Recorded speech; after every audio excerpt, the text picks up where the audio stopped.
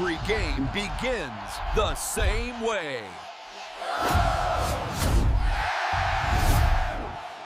Birdland, the news I bring you today is hot and might be the most important you'll hear about the Orioles. To make sure you don't miss any updates, subscribe to the channel. The truth is, our team almost made a trade that by a narrow margin didn't happen. This move would have solved one of our biggest problems, and I'm gonna tell you why it fell through. What's up, Birdland? Before we dive into the latest exclusive news about our Baltimore Orioles, I have a direct and straightforward request for you. The most passionate fan base in Major League Baseball.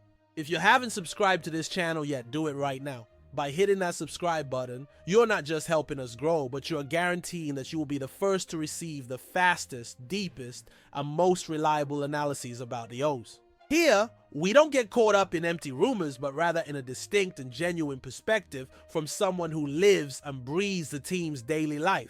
We understand what it means to be a Birds fan, the pride of shouting "Oh" during the national anthem, and it is with that passion that we bring you the most serious and detailed sports journalism you will find. So come on, subscribe, and become part of our community. The news I bring you today is a bombshell from behind the scenes that shows just how close our front office came to making a move that could have changed the course of our season and our long-term future. The MLB trade deadline was for many a moment of frustration, but the details that have now emerged tell a much more complex and, in a way, intriguing story. As we've discussed on this channel, Mike Elias's management has been a target of criticism from the fans, and for good reason. The decision not to strengthen the starting rotation after Corbin Burns' departure was a strategic error that unfortunately we are now paying the price for.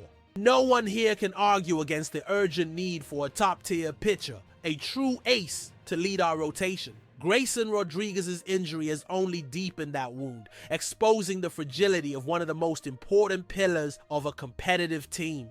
The Orioles needed and still need help on the mound. And it was exactly at this point that the front office tried to act, though, as we know, without success.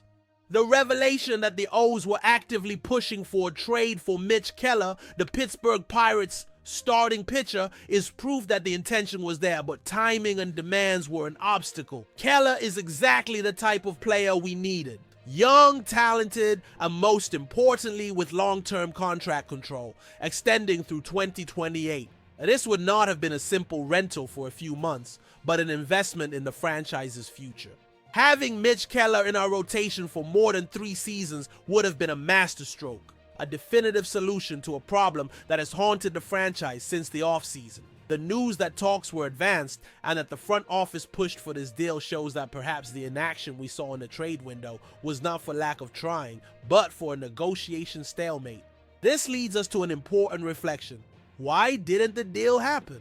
The answer seems to lie in the high price the Pirates were asking. What we need to understand is the dynamics of this type of negotiation. The Pirates, like other teams that had controllable pitchers to offer, such as the Marlins with Cabrera and Alcantara, and the Twins with Joe Ryan, had the upper hand. They knew of our desperation, and not just ours, but several other teams looking to strengthen their rotations. Mitch Keller in particular is a very valuable asset. He is young, productive, and most importantly, he signed a contract extension that keeps him with the team until 2028. This makes him much more than just a pitcher, but a cornerstone of a future rotation. The Pirates front office had the power to set the rules, and they placed a very high price on their star, something our front office was apparently unwilling to pay. The question is, was it a mistake not to close the deal? This is a question only time will answer, but the fans' frustration is totally understandable. Our franchise is at a turning point. We have a young and talented core that needs support to reach its full potential. We cannot expect our young pitchers to develop on their own while the pressure mounts. The absence of a leader in the starting rotation places an immense burden on Grayson Rodriguez, Kyle Bradish, and Dean Kremer, and Grayson's injury has only worsened this situation. The truth is that the Orioles do, in fact, have an abundance of offensive talent. We have elite prospects, established major leaguers, and a depth that many teams envy. This was our trump card at the negotiating table. Offering a package of MLB-ready hitters for an elite pitcher with a long-term contract seemed like the perfect solution for both parties. For the Pirates, they would get an injection of talent for their future. For us, we would finally have a leader on the mound. But the information that the deal almost happened, but did not come to fruition, is painful. It shows us that the front office came close to making the right move, the move the fans were asking for, but lacked that final push, that last concession to close the deal. And here I need to be direct. The inaction in the trade window, combined with the lack of reinforcements in the offseason, has been the main reason for the decline in general manager Mike Elias's approval. The fans understand the need to build a team for the long term, but they also demand that golden opportunities be seized when they arise. Timing is everything in baseball, and the window of competitiveness does not stay open forever. Having a core of young and talented players is a blessing, but if we do not surround them with the necessary support, that blessing can turn into a curse of wasted talent and years of frustration. We need a team that fights for titles, not just playoff spots. The pursuit of Mitch Keller was a sign that the front office knows this, but the failure to complete the transaction raises serious doubts about their ability to execute these crucial moves. Still, the news that the Orioles were actively pursuing Mitch Keller is a point of hope, however faint. It signals that Mike Elias's front office is not oblivious to our main need. On the contrary, they recognize that the starting rotation is the team's primary weakness. The fact that they came so close to a deal with the Pirates, even if it didn't work out in the end, indicates that a team may reconsider this move in the next offseason. And this could be our golden chance. If the Pirates decide to make Keller available again in the next trade window, our front office must be ready to act with urgency, something that may have been lacking in recent negotiations. The combination of a talented pitching rotation and an explosive offense, led by our young players, is the formula for success. Adding a pitcher of Keller's caliber would completely change our outlook for the future, transforming a questionable rotation into one of the most feared in the American League. It would be a bold and necessary move. The Orioles have the pieces to make this kind of deal happen. Our abundance of MLB-ready hitters is our main negotiating asset. If the front office can align the need for an elite pitcher with the willingness to part with some of our most valuable prospects, the deal can finally be sealed. This is the urgency Mike Elias needs to demonstrate now. The fans can no longer accept inaction. The window of competitiveness is open, and we need players who can take us to the next level. It's not just about having a competitive team, but a team that can truly compete for a World Series. The pursuit of Keller is proof that the front office has the right ambition. But now is the time to turn that ambition into reality.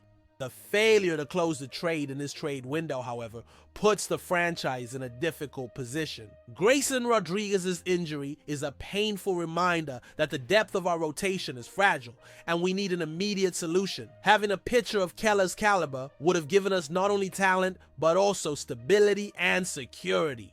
He is a player who can pitch 200 innings per season, something our rotation desperately needs. The absence of a pitcher at this level forces us to rely on younger and more inexperienced pitchers, which increases the risk of injuries and decreases our chances of long-term success. It's a dangerous gamble, and the fans are tired of gambling. We want certainties. We want a team that shows that it's ready to win now.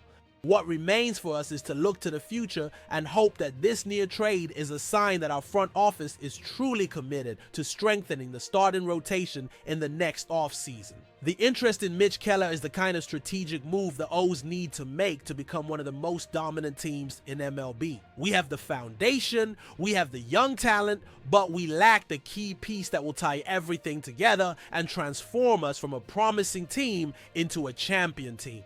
And that key piece is a top-tier pitcher. The story that the Orioles were pushing for this trade with the Pirates, according to internal sources, is something I consider positive despite the outcome. It shows that behind the scenes, the front office was working to improve the team. We have to believe that the plan still exists, and that the next offseason will be the time for Mike Elias to prove he can execute that plan successfully. The fans deserve this. The passion we have for the franchise, the loyalty we show in every game, in every O shout, deserves a team that shows the same passion for winning. And winning is not just about making the playoffs. Winning is about fighting for titles, for World Series rings. That's the culture we want to see. The failure to close the deal for Mitch Keller may have been a setback, but it cannot be the end of the story. It must be the catalyst for an even bigger move in the next offseason. We can't wait any longer. Our window of competitiveness is open, and we have to take full advantage of it. The pressure on the front office is real, and they need to respond with action. The next trade window and offseason will be crucial for the future of the franchise. Will they finally be able to close a deal for an elite pitcher? The news that they almost got a deal for Mitch Keller gives us a little hope, but we need more than hope. We need a pitcher who can lead our rotation and take us to a new level of success. The negotiation with the Pirates, although frustrated, showed that the front office knows where our weaknesses are.